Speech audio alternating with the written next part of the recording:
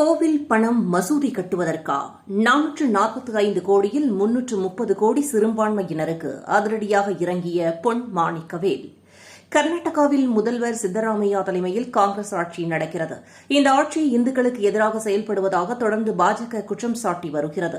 இதை உறுதி செய்வது போல் இந்து கோவில்களுக்கு சித்தராமையா அரசு புது வரி விதித்தது. இது தொடர்பாக கர்நாடக சட்டசபையில் இந்து மத நிறுவனங்கள் மற்றும் தொண்டு நிறுவனங்கள் திருத்த மசோதா 2024 கடந்த ஆண்டு பிப்ரவரி மாதம் நிறைவேற்றப்பட்டது.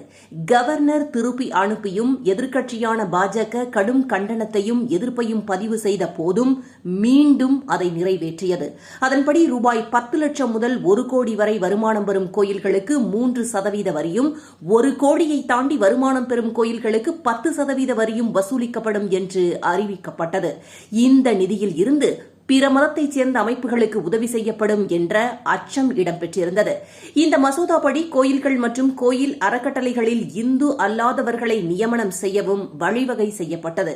இது சிறுபான்மையினரை தாஜா செய்ய அரசியலின் உச்சபட்சம் என்று பாஜக விமர்சனம் செய்தது. இந்த வரி மூலம் இந்து கோவில்களில் இருந்து கர்நாடக காங்கிரஸ் அரசு கடந்த ஓராண்டில் மட்டும் ரூபாய் 445 கோடி வசூலித்துள்ளது. தட்சிண கன்னடாவில் உள்ள 80 கோயில்கள் மூலமாக ரூபாய் 155 கோடி, உடுப்பியில் உள்ள 43 கோயில்கள் மூலம் ரூபாய் 75 கோடியே 70 லட்சம், தும்கூரில் உள்ள 16 கோயில்கள் மூலம் ரூபாய் 37 கோடியே 10 லட்சம், பெங்களூர் நகர்ப்புறத்தில் உள்ள 37 கோயில்கள் மூலம் ரூபாய் 16 கோடியே 60 லட்சம், உத்தரகன்னடாவில் உள்ள 16 கோயில்கள் மூலம் ரூபாய் 9 லட்சம் உட்பட மொத்தம் வசூலிக்கப்பட்ட தொகை ரூபாய் 445 கோடி. இந்த தொகையில் இருந்து சிறுபான்மையினர் நிறுவனங்களுக்கு செலவழிக்கப்பட்ட தொகை ரூபாய் 330 கோடி, வக்பு வாரிய சொத்து மேம்பாட்டுக்கு ரூபாய் 100 கோடி, பெங்களூர் ஹஜ்பவன் மேம்பாட்டுக்காக ரூபாய் 10 கோடி, யாத்ரீகர்கள் தங்கும் இடத்துக்கு ரூபாய் 20 கோடி, கிறிஸ்துவ சமூகத்துக்காக ரூபாய் 200 கோடி. இந்த தகவலை தகவல் அறியும் உரிமை சட்டத்தின் கீழ் CNN நியூஸ் சேனல் பெற்று அம்பலப்படுத்தியுள்ளது. இதேபோல கடந்த ஆண்டு தஞ்சாவூரில் நடந்த ஆன்மீக அமைப்புகளை ஒருங்கிணைக்கும் கூட்டத்தில் ஓய்வு பெற்ற போலீஸ் IG மாணிக்கவேல் பேசும்போது, தமிழகத்தில் அறநிலையத்துறையினர் பல்வேறு முறைகேடுகளில் ஈடுபட்டு வருகின்றனர். அவர்கள் அதர்ம காரியங்களில் ஈடுபட்டு அதிகப்படியான செலவு கணக்குகளை காட்டி வருகின்றனர். கோவில்களை லாபம் ஈட்டும் வியாபார தலங்களாக மாற்றிவிட்டனர். அறநிலையத்துறை கோவில்களுக்கு கடந்த ஆட்சியில் ஆண்டுதோறும் நிர்வாக வரி என 420 கோடி, ஆடிட் வரி என 127 கோடி ரூபாய் வசூல் செய்துள்ளனர். இந்த ஆட்சியில் நிர்வாக வரி 428 கோடி ரூபாய், ஆடிட் வரி 228 கோடி ரூபாய் என 656 கோடி ரூபாய் வரி வசூல் செய்கிறது. கோவிலுக்கு அரசு வரி விதிப்பது என்பது கொலையை காட்டிலும் ஒரு கொடூரமான செயல். தமிழகத்தில் சைவ வைணவ மடங்களுக்கு சொந்த கோவில்களையும் நிலங்களையும் தன்பிடிக்குள் கொண்டுவர அரசு முயற்சிக்கிறது. பக்தர்களின் நிதியில் நிர்வகிக்கப்படும் கோவில்களில் சிலரது பிறந்த நாளில் சிறப்பு உணவு வழங்கும் திட்டத்தை ரத்து செய்ய வேண்டும் என தெரிவித்தார். இந்து விரோத கட்சிகளை வெற்றி பெறச் செய்ததன் விளைவு இது. இந்த பிளவுவாத கும்பல் கட்சிகள் ஆங்கிலேயர் மற்றும் முஸ்லிம் ஆட்சியாளர்களைப் போல, அதாவது இஸ்லாமிய மன்னன் அவுரங்கசீப் போல இந்துக்களை சுரண்டிக் கொண்டே இருக்கும். இந்துக்களை எழுந்திருங்கள், விழித்தெழுங்கள் என்று பதிவிட்டுள்ளார்.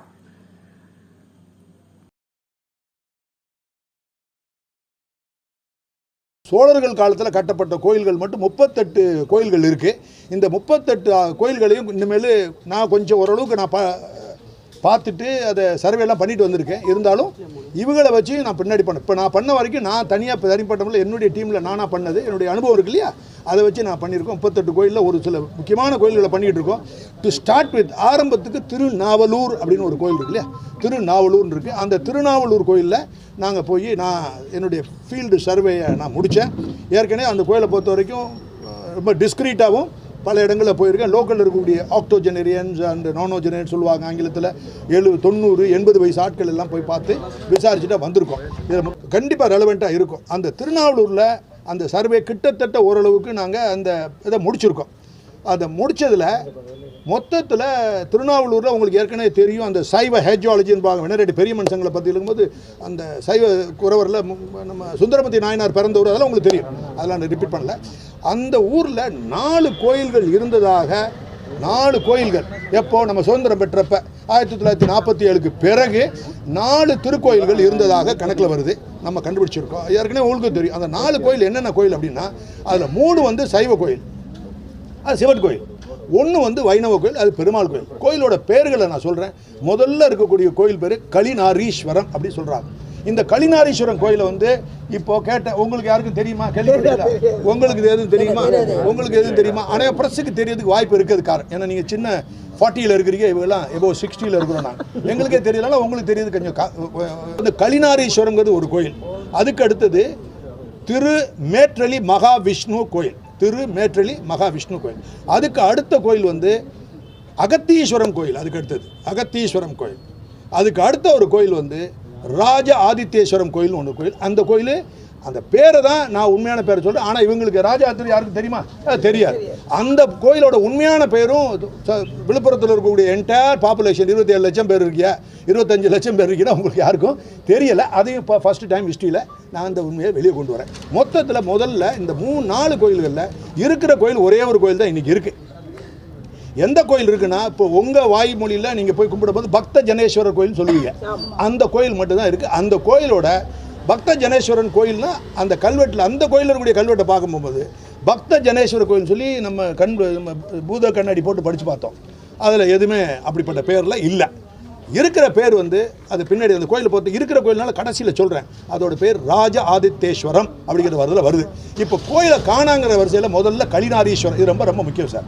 இது சோழர்கள் காலத்தோட கோயில்கள் அல்ல. சில பேர் என்ன சொல்கிறாங்க, சோழர்கள் காலத்தை மட்டும்தான் இவர் கான்சென்ட்ரேட் பண்ணுறாரு, பாண்டியனுக்கு போகலை. அப்படி பாண்டியனை படிக்கலை. என்ன காரணம்? இதே என்னால் முடிக்க முடியலை. ஒன்றுனா முடிச்சுட்டு போவேன், என்னால் முடிக்க முடியல, தடுமாறும். வசதியெல்லாம் கம்மி இல்லை. தனிப்பட்ட ஆளாக ஒரு ஆள் ஒரே ஆகிறோம். அது வந்து திருபுவன சுந்தரர் பேர் கல்வெட்டில் அப்படியே இருக்குது. திருபுவன சுந்தரர். அம்மாவோட பேர், அவங்களுடைய மனைவி திருபுவன சுந்தரி. இந்த ரெண்டுமே 50 தெய்வம். அந்த காலத்தில் 50 தான் செய்வாங்க, அதனால் இருக்குது.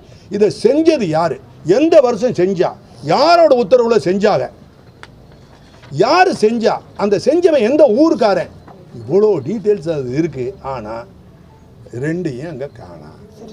It's a serious matter. ஆனால் உயிரோட ஐடல் விங் சிஐடி இருக்குது. இது நக்கல்ல சார்ஜ் குற்றம் சொல்கிற அப்படி நினச்சிங்கன்னா எல்லாமே போயிடும். குற்றம் இல்லை. இந்த பாருங்க, இந்த ஃபோட்டோ காப்பி உங்களுக்கு அவ்வளோ நல்லா இருக்குமான்னு தெரியலை, உங்களுக்கு காப்பி தர்றேன். இது ஒரு மெட்ராஸில் இருக்குது. இப்போ நீங்கள் கேட்குறீங்கல்ல சார், என்ன முயற்சி? நல்ல கேள்வி தான். ஆனால் முயற்சியை சத்தியமாக எடுத்துக்கிட்டு இருக்கோம். கடுமையான முயற்சி எடுக்கிறோம். இது இல்லாடி எப்படி இந்த ஃபோட்டோ எப்படி கிடைக்கும்? எந்த சாமியம் எங்கே இருந்தது? இது எங்கே இருக்குன்னா, நீங்கள் ஏமா பேருன்னு சொல்கிறீங்கல்ல, அவங்க இருக்கக்கூடிய